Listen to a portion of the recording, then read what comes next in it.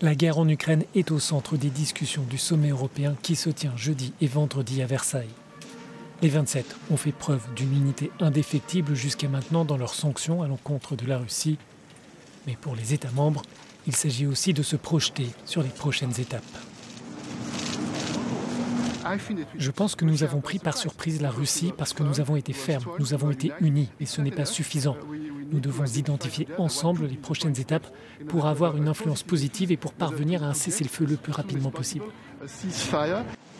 Les dirigeants de l'Union évoqueront aussi la demande d'adhésion rapide déposée par l'Ukraine. Les États membres de l'Est soutiennent l'idée d'un processus accéléré. Sans remettre en cause la candidature ukrainienne, d'autres capitales soulignent cependant que cette procédure demeure longue. Qu'il n'y ait pas de doute dans le fait que les Pays-Bas et l'Ukraine sont côte à côte. Mais il n'existe pas de procédure rapide d'adhésion. Ça n'existe pas. Les chefs d'État et de gouvernement étudieront aussi comment réduire la dépendance énergétique de l'Union. Un projet présenté par la Commission européenne est déjà sur la table.